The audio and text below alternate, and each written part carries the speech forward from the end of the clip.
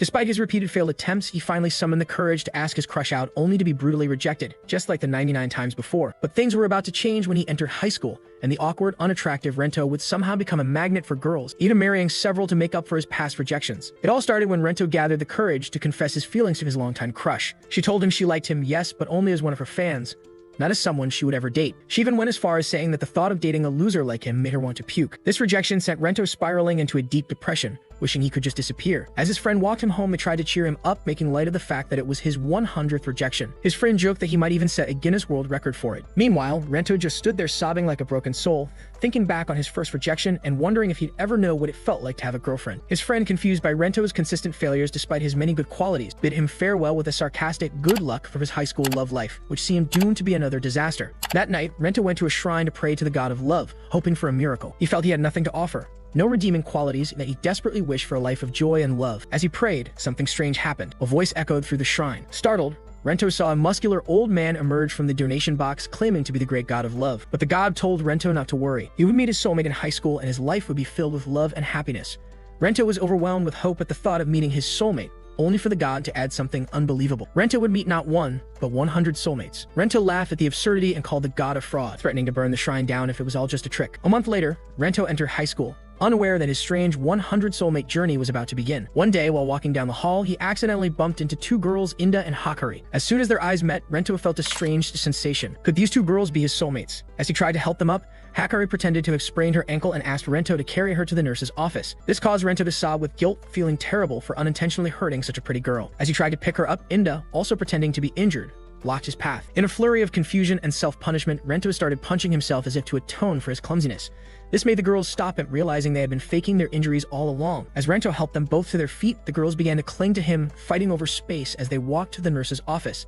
Rento, overwhelmed by the sudden attention from two girls, felt like he was about to lose control of his bladder. It was like a dream come true, but also terrifying. As they walked, Rento learned that the two girls were in his class. Inda and Hakari overheard two students talking about a legendary four-leaf clover sent to give girls unlimited power to ask any guy out. Intrigued, the girls ran off, leaving Rento behind to search for the elusive clover. A few hours later, after classes ended, Rento was walking home when he stumbled upon Inda and Hakari again, this time searching for the four-leaf clover on a pink field. Shocked to see them again, Rento approached and offered them drinks. Inda, shy as ever, hesitated to take the drink from him, afraid of revealing her feelings for him. The two girls bickered like lovebirds, and Inda, in a fit of shyness, knocked the drink over and ran off. Just then, a car passed by and Hakari took the opportunity to ask for an indirect kiss. She told Rento that she couldn't finish the can of drink and wanted to share it with him instead. The awkwardness and excitement of the moment left Rento stunned, realizing that his life was about to take a strange turn. Rento was as clueless as ever. When Hakari asked if he could drink half of her soda because she couldn't finish it, Rento, not understanding the hint, went off to grab a smaller can for her. Hakari, determined to share an indirect kiss with him, insisted she couldn't finish even a smaller can. Taking her words literally,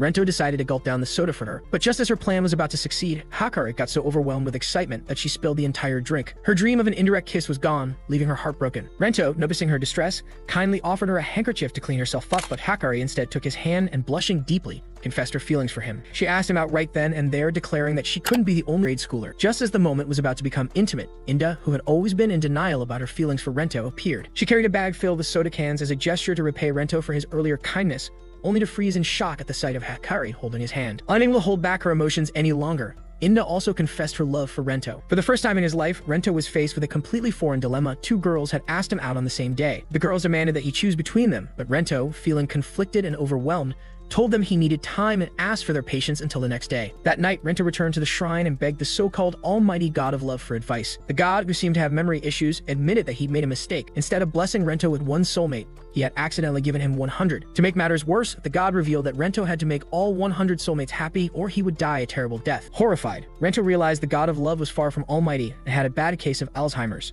Desperate, Rento came up with what he thought was a brilliant plan. He would secretly date both girls behind their backs. The next day, Rento met Inda and Hakari, looking disheveled and nervous. The girls were startled by his appearance and asked if something was wrong.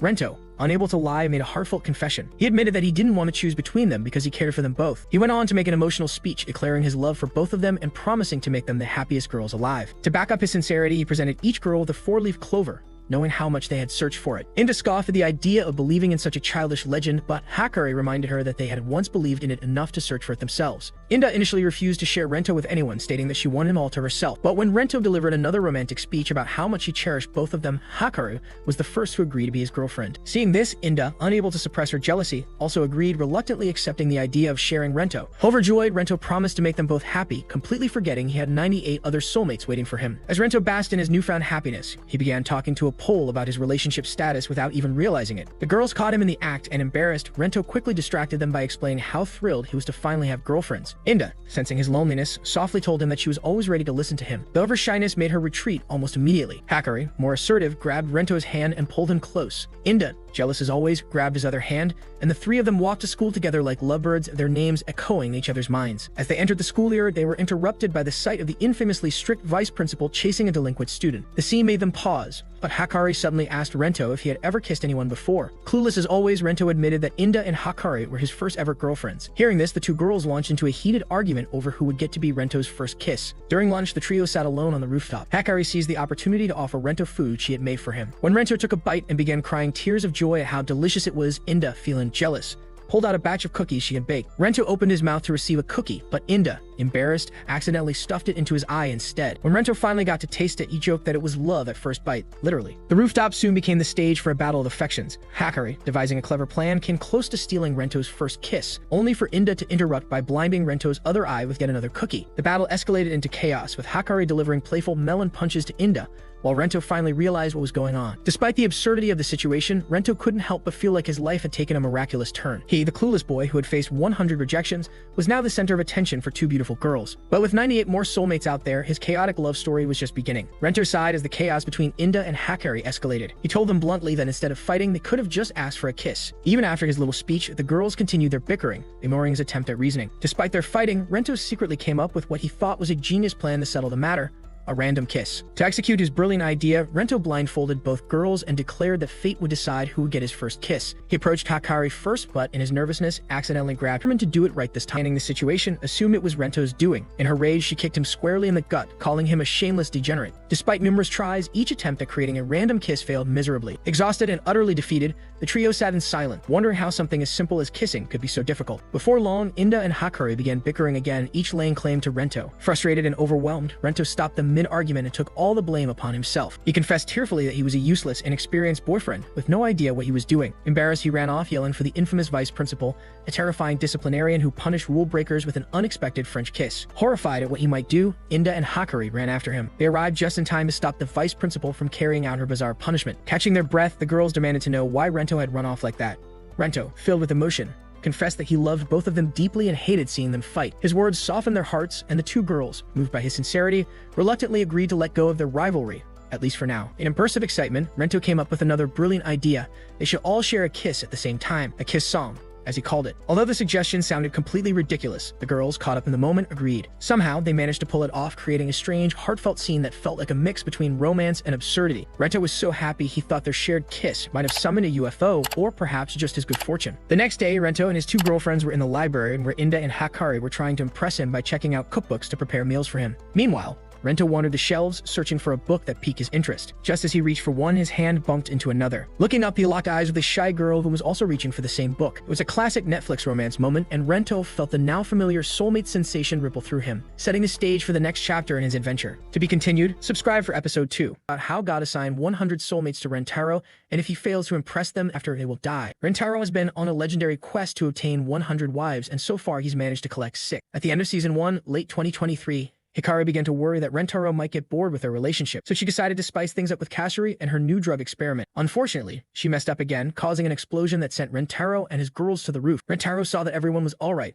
but their bodies had switched. Now it's chaos trying to figure out who is in whose body. Miss Pervert, Hikari, took this as an opportunity to act dizzy and sniff Rentaro, but he immediately recognized her. Next, Kasuri gave herself away, and C's body, Hikari and her body had been switched with Karen's. Karen was delighted with her new, larger body, but her shy nature gave it away. Whoever was in Karen's body was smiling in a creepy way, which made Rentaro uneasy. Then Nano handed her phone to reveal that Shizuka was actually Nano. To figure out how to return to normal, Shizuka suggested banging heads together like in stories, but the real body owners were worried about damage. Hikari guessed that a kiss might work, and Nano agreed. She called Rentaro into her embrace and pulled him in for a lap pillow.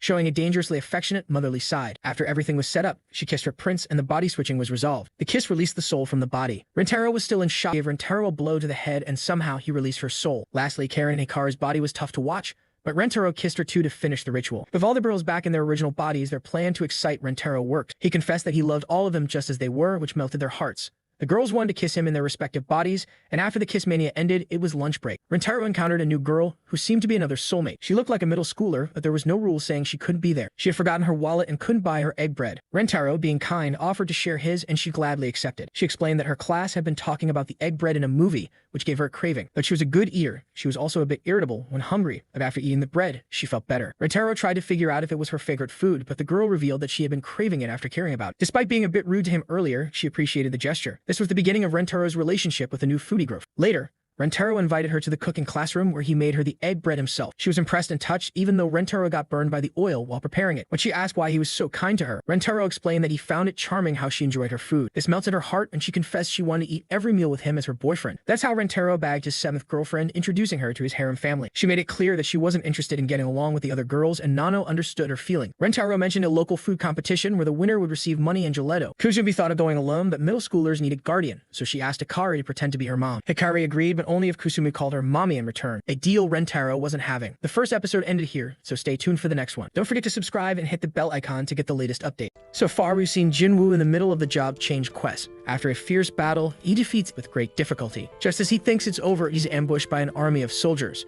Summoning all of his strength and tapping into his new abilities, Jinwoo manages to defeat them. After the fight, he uses his shadow powers to turn the soldiers into his minions, binding them to his will. Now the story continues. After the intense battle, Jinwoo is sleeping peacefully, only to be woken up by a phone call from Gina. Gina reminds him that today is her parent-teacher meeting. Later, Jinwoo arrives at the meeting looking surprisingly well-dressed. As they walk through the school halls, Jinwoo unintentionally draws attention, with many girls whispering and stealing glances at him. Gina notices and teases him for not having a girlfriend, offering to introduce him to someone. However, Jinwoo quickly shuts down the idea, visibly annoyed. During the meeting, Gina's teacher is full of praise for her, calling her an exemplary student and a role model. She highlights Gina's strong performance in mock exams and expresses confidence in her ability to get into medical school. The teacher advises Jinwoo not to pressure Gina too much, to which Jinwoo agrees, and mentions she has a favor to ask. The scene then shifts to Jinwoo meeting Sun. Anime begins in Japan with an orphan boy named Kazuya. He was on his way to a convenience store to get a meal for himself when he saw a thug who was about to attack 2 girls. So he jumped in to save them, and in the process, he got stabbed by the thug and died. But at least, he was happy he saved the 2 girls behind him. With that, he opened his eyes in a whole new world as a 3-year-old boy named Kane. Naturally, Kane freaked out seeing himself as a whole new person, and his mother Sylvia thought it was a normal reaction since Kane was unconscious for a week.